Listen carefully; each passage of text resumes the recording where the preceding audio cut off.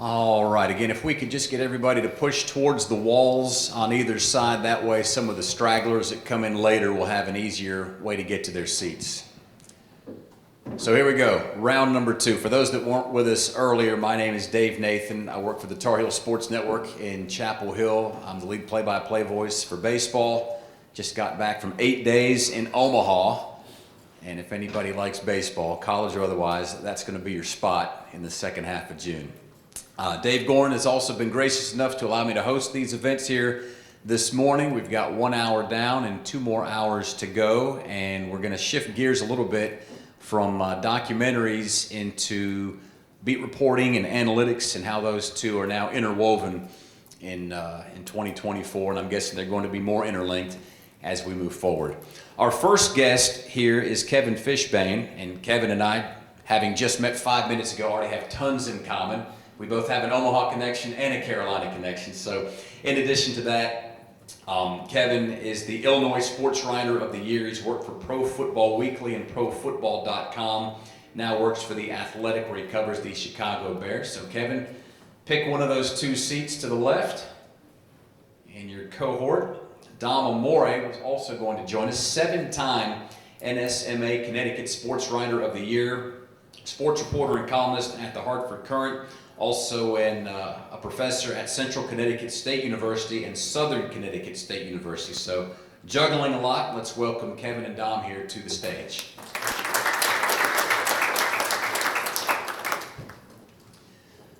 So the first item that Mr. Gorin provided us with is the future of beat reporting.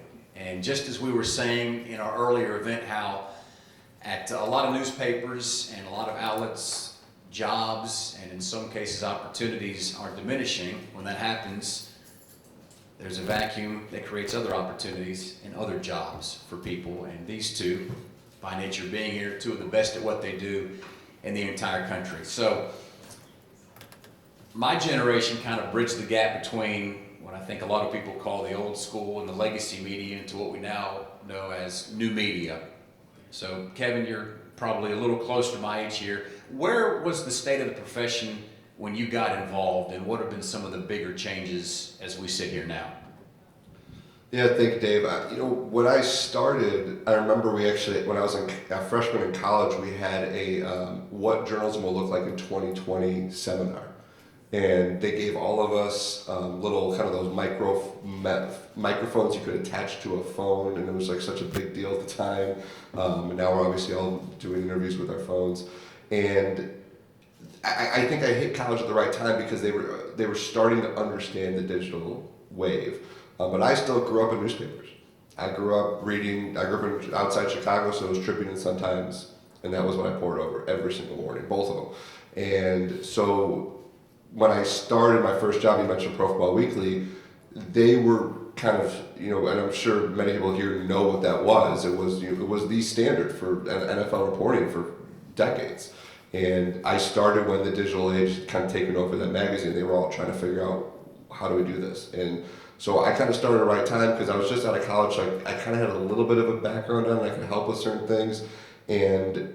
But from a beat reporting standpoint, I was covering teams not in those cities, right? So I was in charge of the AFC East, and I was living outside Chicago, right? So how do you do that? Well, I had to figure out, I need to write something like we all try to do. How do you set yourself apart? And it was figuring out the digital way in terms of, I was writing 15 stories a week to go online. And how do you do that? How do I set myself apart? And I started diving into analytic stuff here and there. And obviously, to me, number one is, and I think all of us, it's always storytelling is number one. How can you find a way to tell your story differently?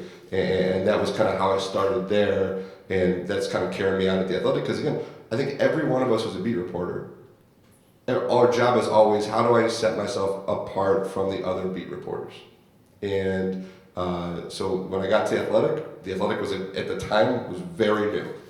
And there were 5 NFL writers, I think, when I started. And now we're at probably 50. And so I'm like, okay, I need to write to convince people to subscribe. Because at the time, people were like, subscribe to it online. Nobody, so that was, again, part of it is, this is the digital age of journalism now. how can we set ourselves apart? So, finding these little things that happen in games was kind of part of that, just like as you said, this evolution of my, now this will be my 15th year, in NFL journalism, and seeing that path, it's been very fascinating. Don, when I had my first job reporting, I had to dial 9 out of the company phone to reach whoever I wanted to talk to. No cell phones, email was still very much in its infancy. You've been through it all. For you, where did it start, and how much easier now, or is it easier to have all these different ways of getting in touch with sources? Well, first of all, I want to correct you, Dave. I'm also very close in age to both of you guys. It's just that it's both of you put together. Would be the problem there. When I began writing, obviously there was no internet, was a decade away. I'm talking about the 1980s now. So the internet was a decade away. Social media was really 2 decades away. Texting was unheard of. So it was all about the personal interaction. Really a beat right now. The 3 beats that I've had the first 29 years of my career, I was a beat writer, and the first beat that I had was one area of high schools in Connecticut. Then I was the Giants beat writer in the days when, before the internet,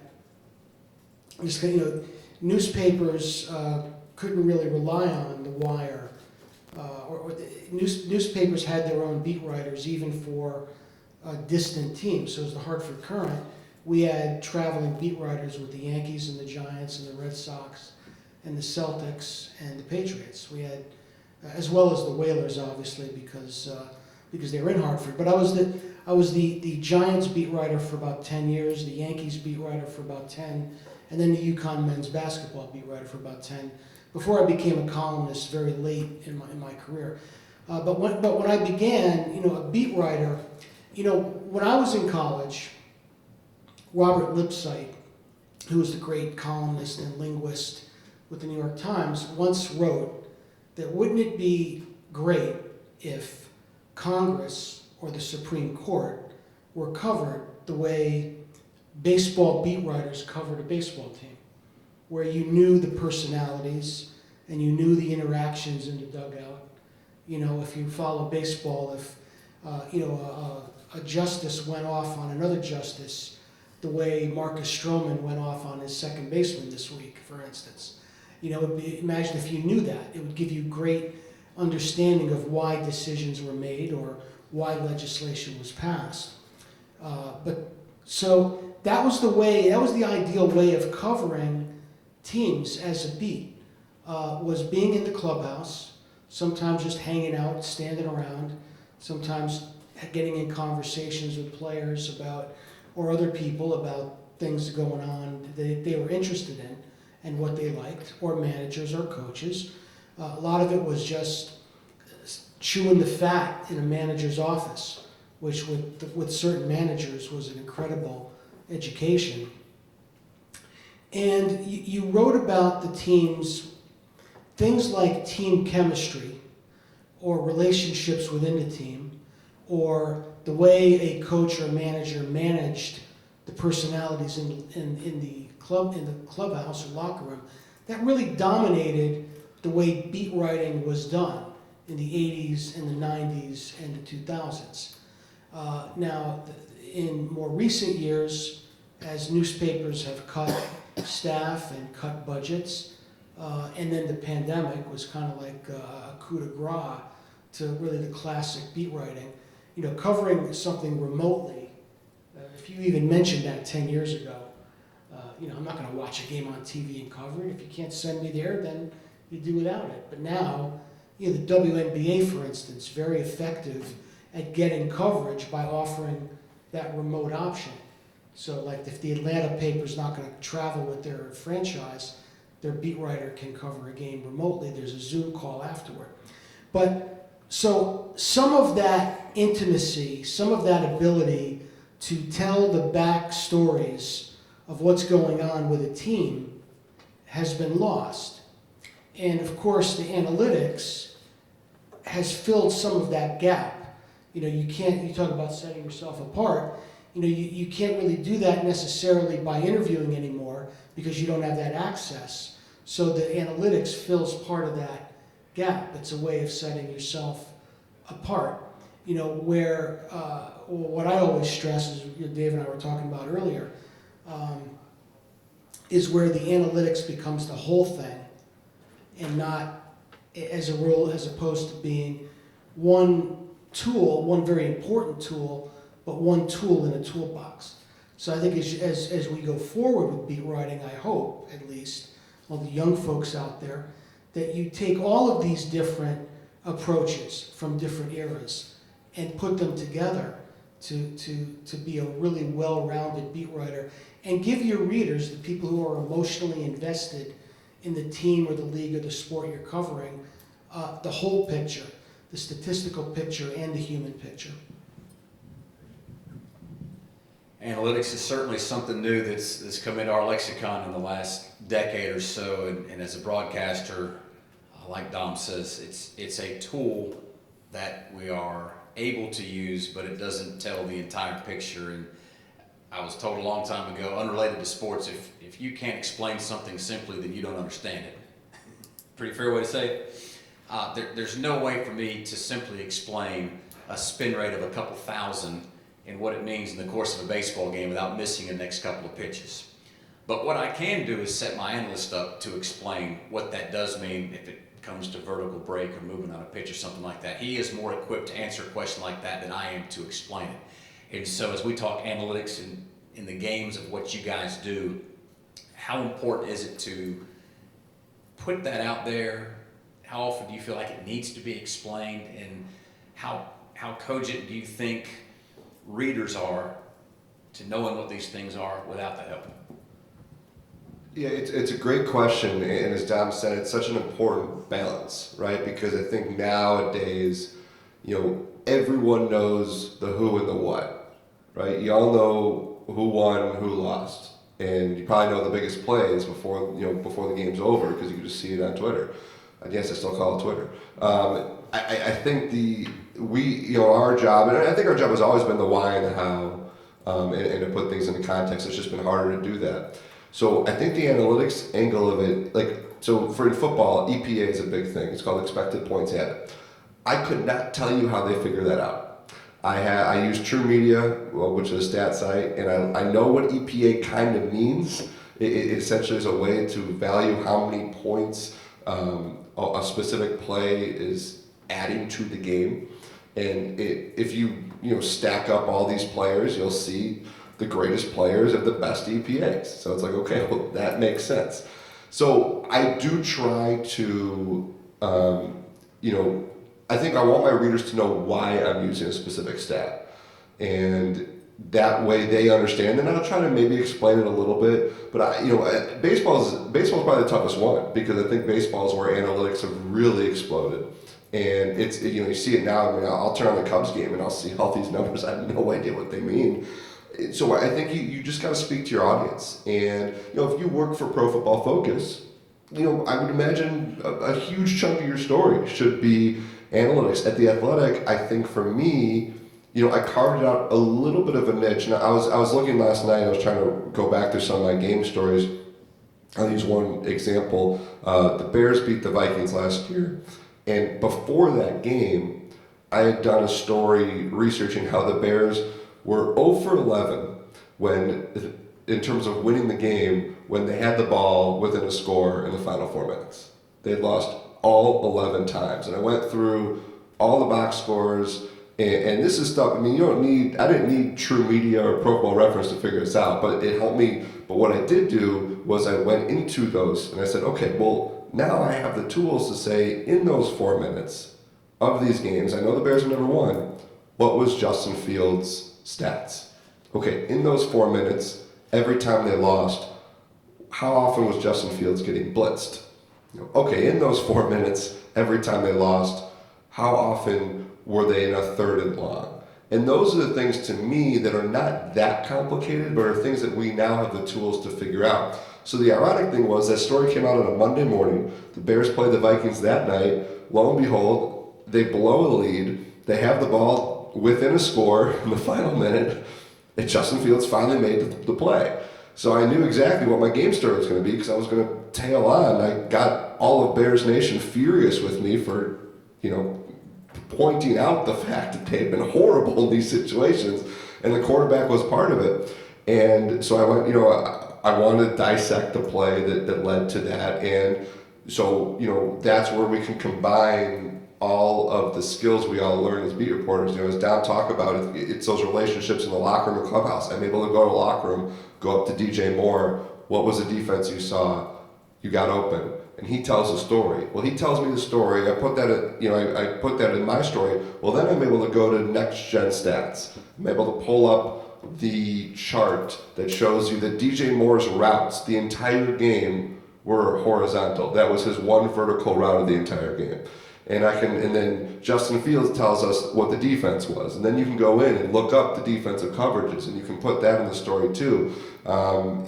So it's a nice tool to tie all those things together. But yeah, you have to be careful not to lean on it too much, because you can lose readers. I've had readers comment and say, I don't know what this is. I don't know what this number is, what you're throwing at me. I don't know what it means. So that tells me to take a step back, try to explain why I'm using that stat, what that stat is trying to tell me. Because I do think overall the bare bones of what we're trying to do, I don't think has ever changed. I think my favorite part of my job is it's my favorite and least favorite is talking to guys after a game, right?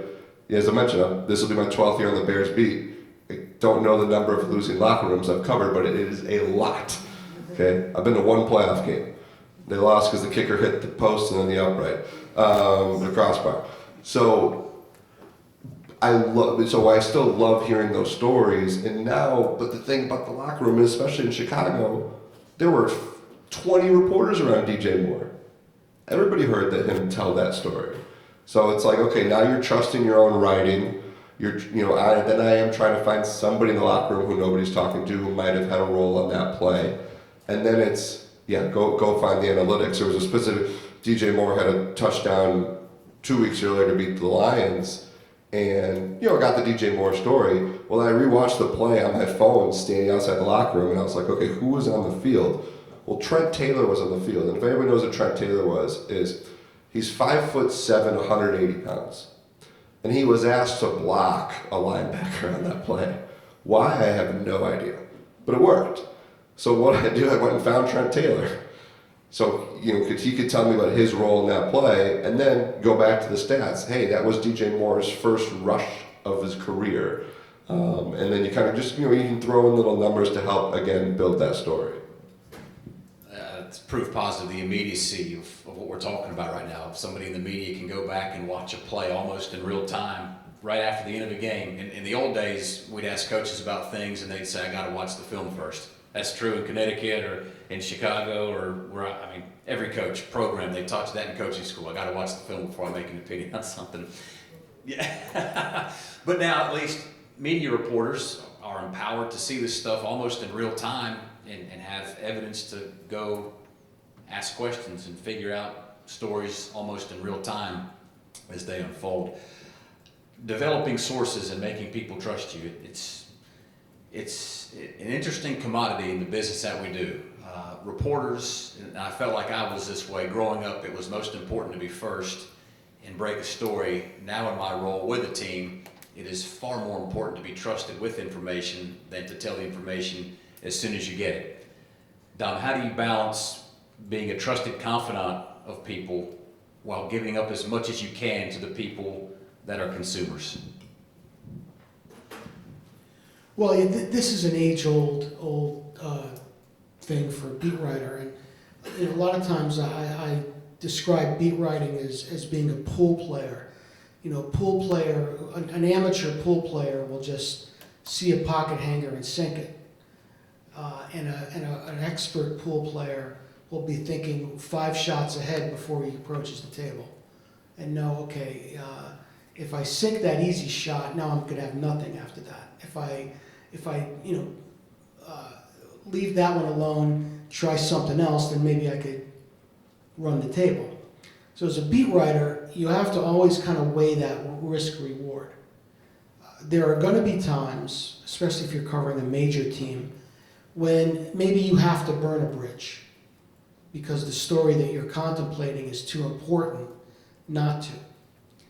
But then there are other times when you have to ask yourself, is this story a big enough deal that if I put it out there, it's going to destroy my relationships with very important people? So maybe I need to be trustworthy, let people know that they could trust me, keep that information in the back of my mind, and the time will come when it's more appropriate and more relevant to use it.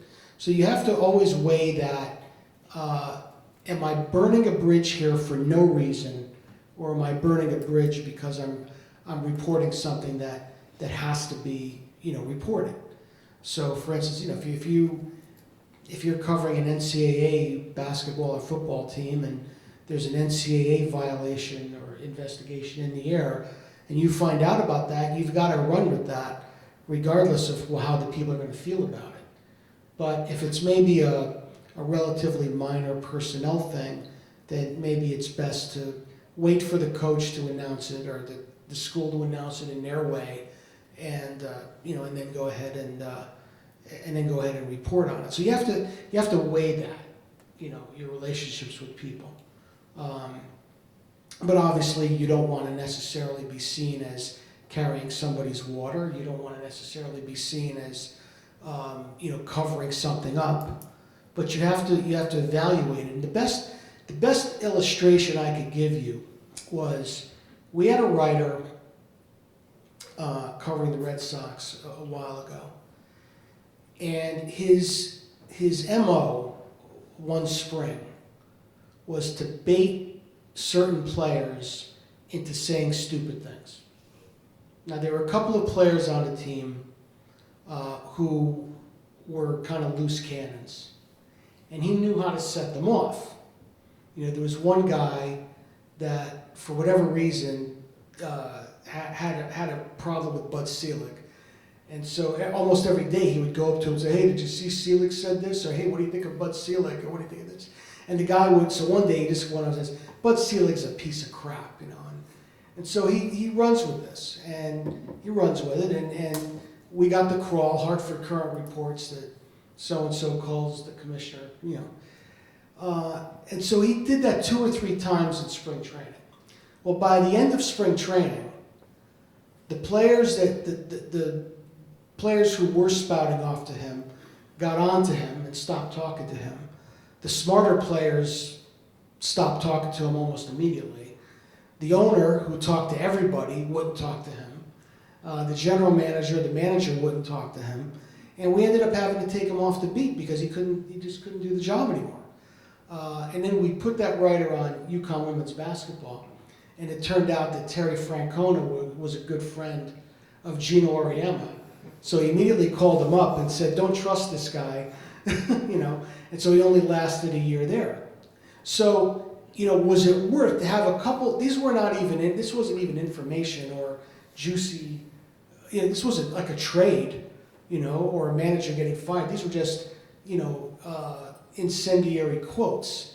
So was it worth kind of flushing his reputation as a beat writer down the drain for something like that? So that's where you have to weigh that risk versus reward. Your reputation is your most valuable possession, and your eyes and your ears are your most valuable tools. And so as a beat writer, when you're going to be around every day, especially baseball, you're there every day for 9 months, you have to think strategically as opposed to just tactically. How is this story or this moment, this has got to help me throughout the year and throughout my time as a beat writer on this beat. So again, don't just sink the pocket hanger because it's there. Think about, running the table over a long term.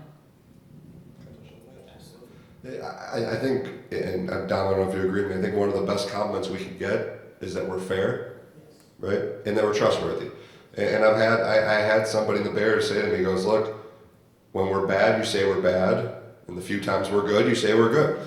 And that's what we ask for. And I think, being fair leads to also being trustworthy, right? Like, because they know that I'm going to be fair, sometimes they'll give me insights and things. I think too, as a beat writer, you know that, I don't want to say you made it, but you feel good when you have information that you don't need to get out, right? As Don was saying, like, there was a time, Don, that you could get a morsel of news and sit on it for a couple of days. And now in this era of social media, and you can write a story in 5 minutes and get a post on your website, and you talk about this, Dave, being first is so important. So it's really hard, I think, especially early on as a beat writer, when you get information, it's like, I need to do something with this right now. But, you got one of the, I was 22 when I had an agent. I called an agent to ask him about a player whose contract was up. And he said to me, he goes, he's getting the franchise tag tomorrow, but you can't report it.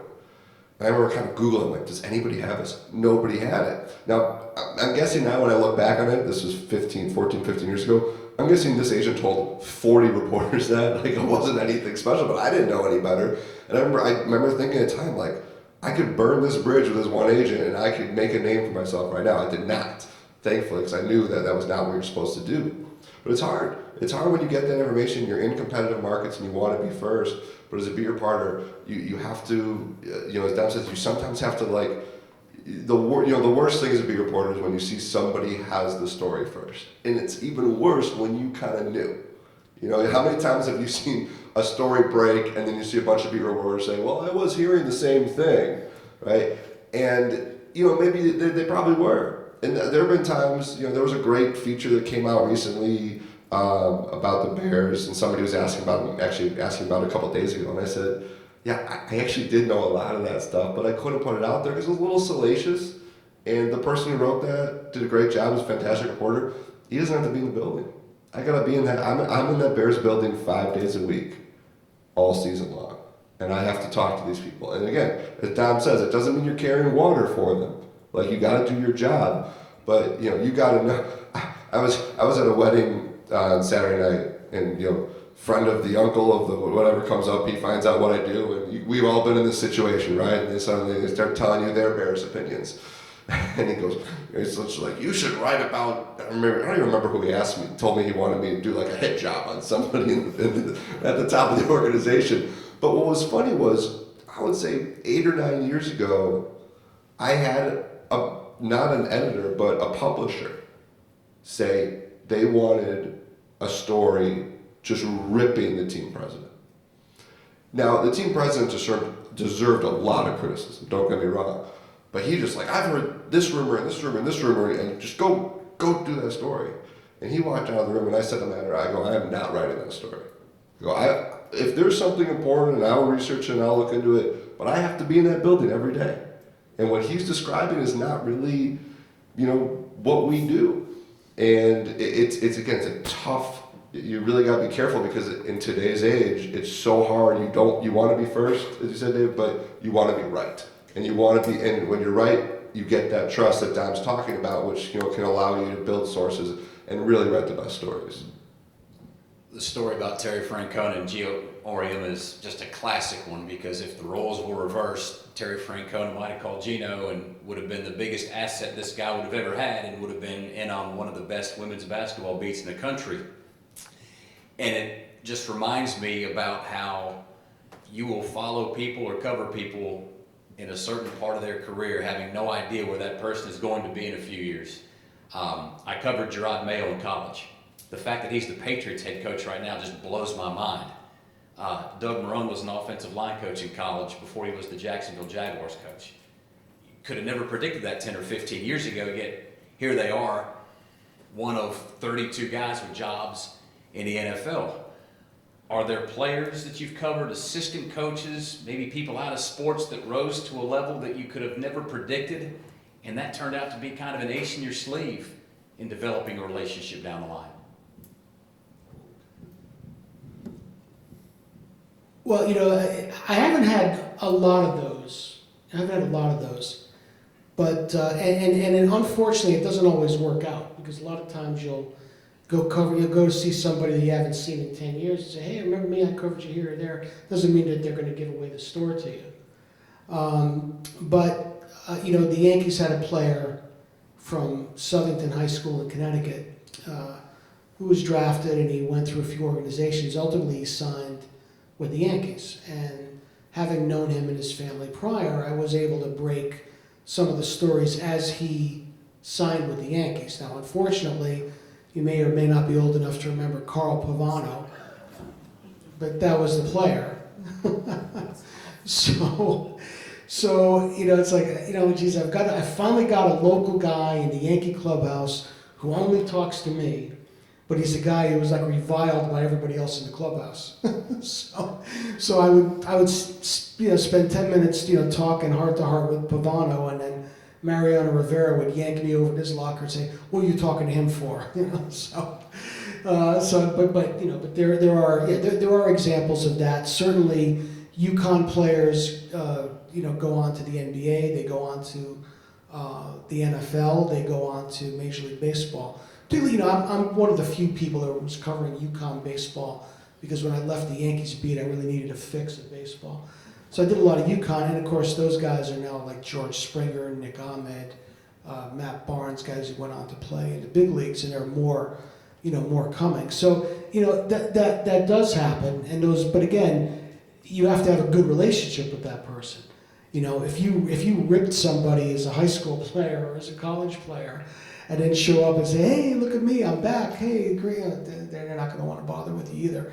But again, I do want to stress that it doesn't. You have to always stand your ground in the business and do what needs to be done. In situations like you're talking about, and I've been there, when an editor or a publisher thinks they know what's going on and wants you to attack someone, and you don't feel right about it. You have to do what you think is right. But in doing what you think is right, remember that think it through, because there's long-term ramifications to even one word. People will remember one sentence in a story that they didn't like 30 years later. We have people that played for UConn in the 1980s, and our columnist at that time was hard on them. And every time any of us try to talk to that person now, he'll say, "Oh, I'm not talking to the current. They were rotten to me in the 80s." And it wasn't even me or anybody who's there now. So, you just have to think through the long-term ramifications of every choice you make as a beat writer, because there is a wide-ranging ripple effect. Yeah, I'll touch on that quick and then get to your question, Dave. We did a story after the 2021 Bears season.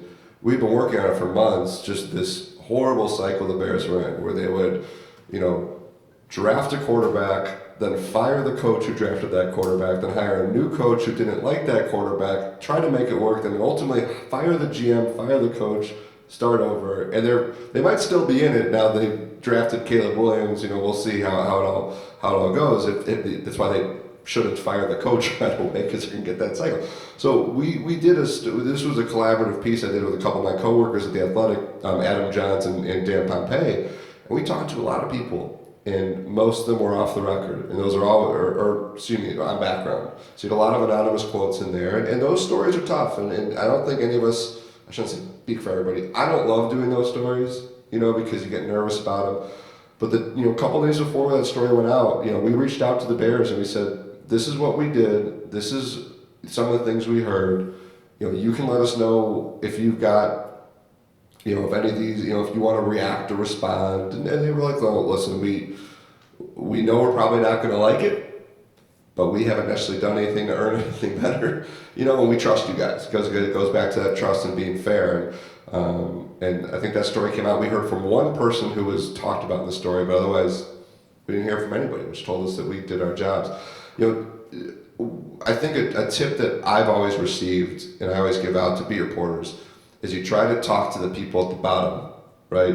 You try to just develop relationships with a quality control coach, with an assistant DB's coach, because you never know, as you said, where they're going to end up. Now, you might get stuck and you might find the coach who just never makes it. And it could go with the players too. You go find that backup wide receiver who, just eventually he gets, it's funny, like, this isn't on like a high level, and it's not like I've broken any big news because of it, but I'd say 6 years ago, I did a profile piece of Sean Desai, who was defensive quality control coach at the time, and there literally not been a single article ever written about him. Like I Googled him, like nothing had ever been written about, because why would there? He's a quality control coach. And he had a fascinating story. Parents came here from India, and he played football in high school, and he had a PhD, and this was his dream. It was just really interesting getting to know him. Well, he climbed the ladder. He was a defensive coordinator, and that didn't go so well in Philly. But he's been able to move up in the NFL. And what's fun is to be able to say, okay, when he gets hired here, everyone's going to Google him, and the story I wrote about him 6 years ago is usually going to come up because that was the first one. And so it's fun to be kind of on the ground floor of some of these guys' careers, to be able to say, it's so funny. I love when it's combine time, finding the guys from the Chicago area high schools and writing about them. And because those stories, and Don, you know how much the families and friends appreciate those stories, and they can always go back to those stories too. And two, when they get to the NFL level, the stories it's like you're reading about Paul Bunyan sometimes, right? Like I did a story about Kyle Long, his baseball career. You talk to guys about him in his high school baseball career, and it's like, you think they're talking about Babe Ruth. And what's fun too, and a little beat writing trick, is if you talk to a guy about not his sport, right? When I told the Bears, I'm like, hey, I want to sit down with Kyle Long and talk to him about baseball, he came right up to me after sat down, like, let's go. He was thrilled to not have to talk about football. He's like, I'm happy to talk about baseball. So those are another fun ways of getting to know guys, building that trust. And then, and if those guys turn out to, go somewhere and be somewhere, and you'd be able to have that story, and hopefully that they have that good connection with you for it. I want to say a word about anonymous sources. I don't know if that was going to be your next question, but remember that anonymous sources for a credible journalist involve a few things. First of all, you really need to be in a position where people know that you have good sources. Now, if you're writing about the Bears and Dan Pompei's name is on it, there's a guy that I'm sure covered George Hallis at one point. So that if they're quoting anonymous sources, well, Dan Pompei has anonymous sources, right? But you should have, if you hear something from somebody, at the bottom of the pecking order, you should confirm that with somebody. If your anonymous source is like, Brian Cashman, then that's okay to have just one. But if, and then also, your editor has to know who your sources are on up the food line so that they could say, we stand by our story. Well, that's because they know who the sources were. So you have to your sources have to be in a position to know what they're talking about. Your editors have to know who they are so they could stand behind you. And if necessary, you should have more than one source. And I think what happens today, that's very important, because a lot of people on social media or the internet declare themselves beat writers, okay? They're not, and I'm hearing this, or my source is telling me, and what they're doing obviously is making stuff up and saying that they have an anonymous source, because that's what they think we do. That's how they, it's almost like watching movies about how businesses and that's what they think we do, so that's what they do, and they think it's okay to do it. It's not okay to do it. With anonymous sources, you're going to have strict guidelines for the people you work for on how to use anonymous sources, and you got to make sure you follow those guidelines. What Kevin was saying about the technique of asking athletes about something else that they were good at is 100% right. That has become my go-to now in talking to folks. Michael Bush is with the Cubs in Chicago. He really opened up about his high school football career and was pretty modest about it. Jerry Stackhouse told me about how great a baseball player he could have been. Eric Ebron said instead of playing tight end, he would have been a heck of a defensive end. So for any young reporters out there, that's a great way to get folks to open up about another facet of their career that might not be known about. Dom, question for you. You've covered college and pro sports, and what Kevin was talking about. if criticism is warranted in a professional sports setting, the Bears are probably going to say we deserve it. And I'm just using the Bears because that was the instance it was given. In your travels and in your career, whether it's been at the Major League Baseball level, the NFL, college sports, are the college organizations much more protective of their brand than the professional entities? Well, this is a fascinating question, and it speaks to something that I think is going to be in the process of evolving in the way sports and beats are covered. You know, I was on a couple of weeks ago after the Dan Hurley stuff with the Lakers. I was on with Frank Isola and Brian Scalabrine on NBA radio, and Brian asked me, you know, do you cover UConn players the way pros are covered, because they're now getting paid, in some cases in the millions, on NIL, right? And I told him I had been thinking about that for some time. You know, I was a Yankee beat writer, and I thought nothing of really hammering an Alex Rodriguez or a Jason Giambi or even a Derek Jeter if it was needed. But I never, when I started covering UConn around 2010, you know, I was not as apt to do that, because they're college kids, they're amateurs, they're 17, 18 years old. You know, it's a different, you know, obviously if they didn't play well, you're right that they didn't play well, but you didn't necessarily hit them hard. But this probably has to evolve, because now, you know, schools are raising money to pay someone to go there. Outside people in the community are raising money to pay that person to go there. So for instance, if an organization is raising money to pay a college player to endorse them, well, then that college player has to really be careful how he or she behaves outside of school, because they deserve to be called on that. They're being marketed as one thing, and they have to live up to that. So, you know, yes, colleges are very protective of their athletes. They're certainly are going to be protective of any behavior that might result in an NCAA sanction. But, you know, you do have to realize that we're in a transitional period where college athletes are becoming professionals and probably need to be covered as such. How are we doing on time back there? About 7. 7 minutes. All right. Closing question here in terms of what the ride is like. And Dom, you've been a part of UConn basketball now a few times to a Final Four. Major League Baseball teams at the pinnacle. I'm sure you've heard stories about the '06 Bears that made the Super Bowl. What's the ride like in our profession for folks that are covering these teams when these teams are at or among the best? You start.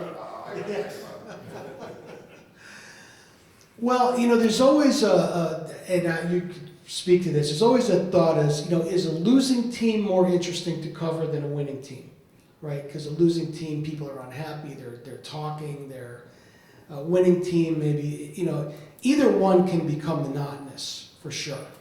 And of course, mediocrity is the worst thing to cover, because you can't, you're not, you know, worst thing to cover is a pitcher who goes 6 innings and gives up 3 runs. You can't kill him, and you can't write that he's Sandy Koufax.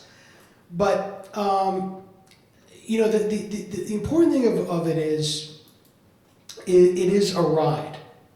You know, the destination doesn't really matter. It certainly doesn't matter to the person who's covering that team. It shouldn't. You know, you check your emotions at the door. But it is a ride.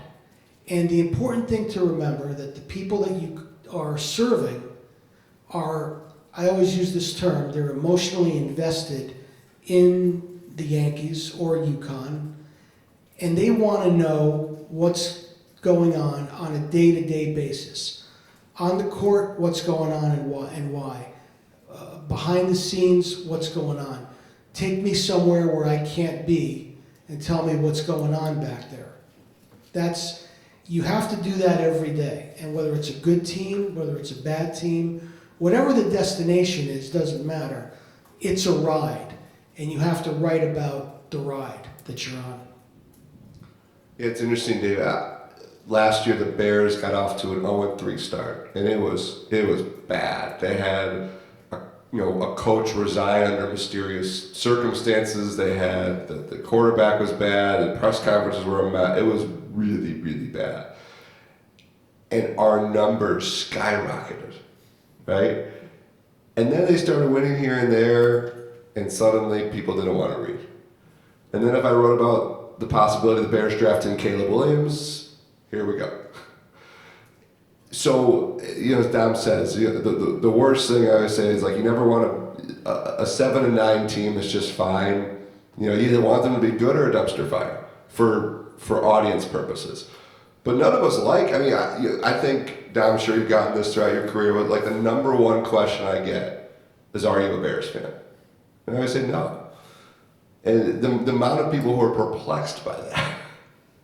Now, for me, I grew up outside Chicago, and if anyone's familiar with the Bears in the 90s, there wasn't much to root for.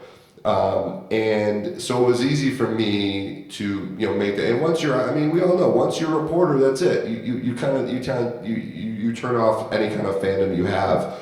But I always tell people, I go, winning is still good for business. Winning is fun. It's so much fun. Going to a locker room after a win, and I talked about that DJ Moore story. I wouldn't have been able to talk to 5 guys in the locker room if they lost. There maybe be 3 guys willing to talk. There's probably more, but it's hard. And that the 2018 Bears, which I guess are my version of every UConn basketball team, and they lost their wild card round. But that year was fun. It was a ride, and they're winning these games, and they're doing these touchdown dances, and when I sat in the press box ahead of kickoff against the Eagles, that playoff game, you felt chills. You felt like, again, we never want to be a part of it, but you felt like, I get to be here. That's just one of those pinch yourself moments, I get to be sitting in this building. And Don talks about the emotional investment. It's that, not that I consider him a journalist from the standard journalism terms, but I always use Bill Simmons' line when he used to do the mailbags. He used to always end his mailbags with, these are my readers. I used to show up at Bears training camp back when they did it in Bourbonnais, and I'd see fans literally sprinting to get a spot to watch practice. I'd remind myself, these are my readers. These are the people that we're speaking to. So it's so easy to get cynical and things like that. But when that 2018 Bears ride was happening, and what I think could start happening with Caleb Williams, it's exciting because you feel the excitement of your readers. You can write about more things. I remember when the Carolina Panthers made the Super Bowl, pictures of the Charlotte Observer were everywhere on my social media. And we talk about newspapers, and I think all of us are so frustrated about the state of newspapers. And again, I grew up, my dream was to be a newspaper writer. And I'm so fortunate The Athletic has built this outlet that allows me to do that. But when teams are good, suddenly newspapers start becoming a commodity again because you want to read about those teams. So the ride is fun. And, the bad teams are, you can take out that columnist pen and have a little, fun here and there, but there's nothing like the ride of knowing that everybody in the country is watching your team and excited to watch your team, and then the hope that those emotionally attached fans, the second that game ends, they want to read what you have to say about it. Well put, and I think that will take us to the end of our time. So, round of applause for Alan and Kevin here. And again, for folks that are younger that have yet to chart their paths, whether you're going to be a newspaper or TV or radio or something that hasn't even been built yet, you will see these folks either in your city or you'll be in their city. So make it a point to say hello and thank them again on your own time. So I appreciate it.